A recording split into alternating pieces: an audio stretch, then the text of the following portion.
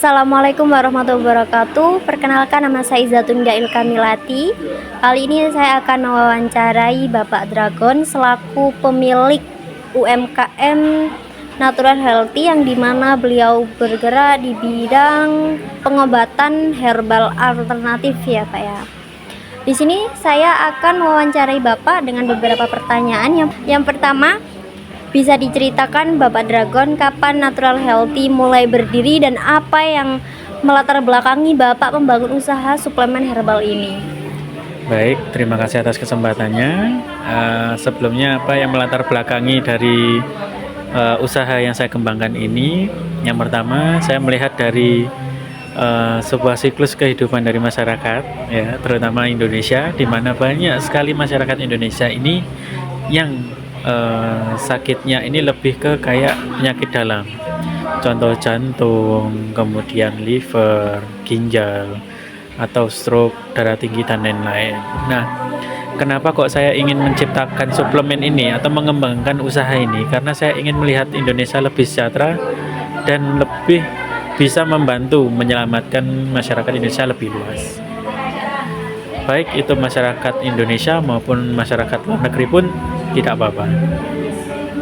Yang kedua, di era digital seperti sekarang ini, media sosial apa saja yang digunakan Natural Healthy untuk memasarkan produk dan mengapa memilih platform tersebut?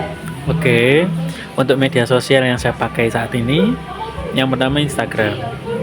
Instagram ini kenapa kok saya pakai Instagram itu karena untuk ads-nya itu lebih mudah, promosi iklannya itu juga lebih mudah, dan kita lebih detail jangkauan umur, mau umur berapa sampai umur berapa yang mau melihat konten atau promosi yang akan saya terbitkan itu.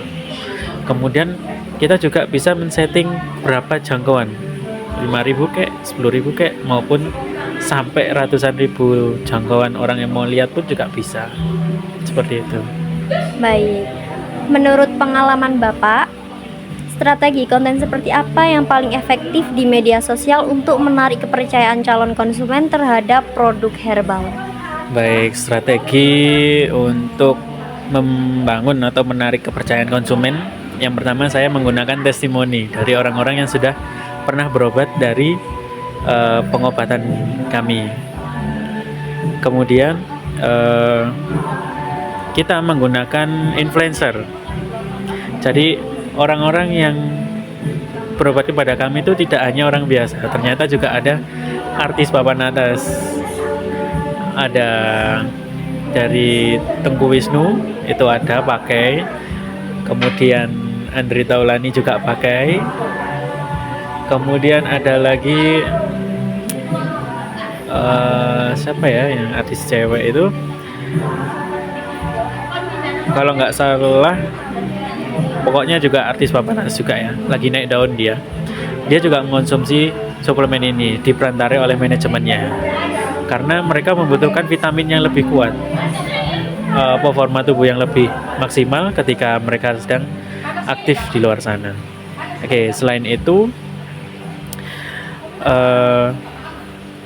para endorsement itu juga ada yang mendapatkan benefit dari kami. Saya ingin mengendorsement produk ini gitu, maka saya akan kasih benefit yang sekiranya deal atau fair bersama mereka. Seperti contohnya saya menjual bisa dengan harga kulaan, mereka bisa jual dengan harganya mereka yang inginkan sendiri, dan mereka pun juga bisa mengendorse hingga ke mancanegara. Bahkan produk kami sampai go ekspor ke Tiongkok dan Vietnam. Wow.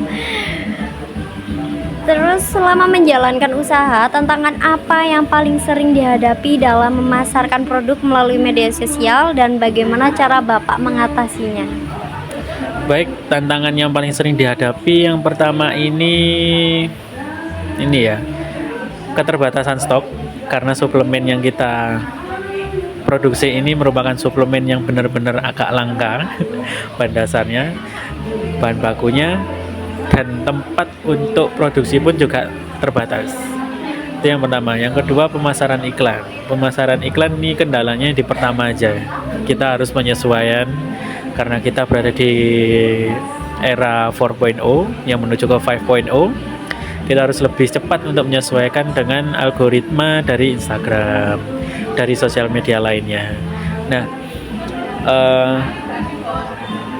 cara saya untuk mengatasi hal-hal seperti ini itu biasanya saya menggunakan ilmu dari relasi teman-teman seperjuangan. Contoh seperti teman saya juga berjualan, tapi bukan suplemen ya, bukan suplemen, tapi kayak produk lainnya seperti kopi dan lain-lain.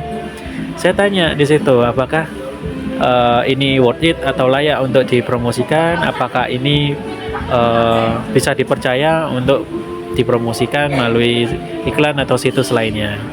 Selain itu, kita juga bisa belajar dari GPT ya. Meskipun GPT ini kalau kita anggap nggak terlalu pintar, tapi GPT nggak hanya satu.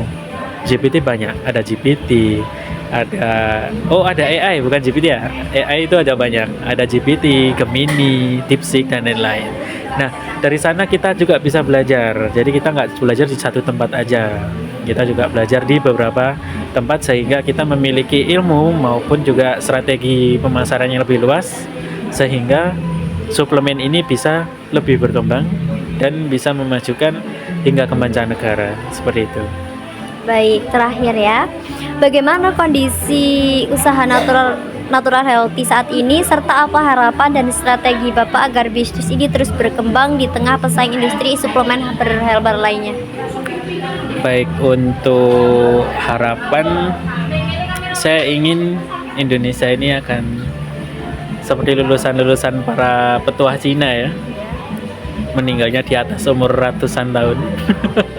Jadi saya inginnya ketika Indonesia ini mulai menginjak Indonesia Emas tahun 1945, para pemuda, para orang dewasa dan para orang tua atau lansia itu bisa lebih energik daripada periode sebelumnya.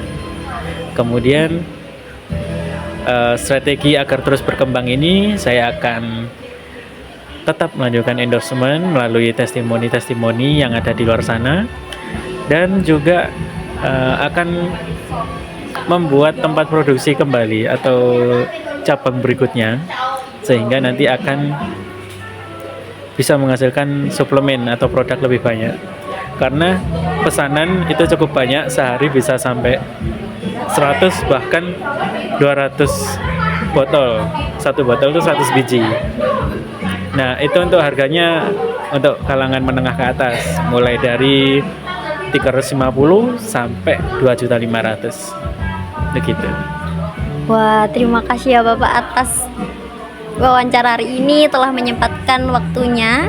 Saya Izatun Nida Ilkamilati pamit undur diri. Wassalamualaikum warahmatullahi wabarakatuh.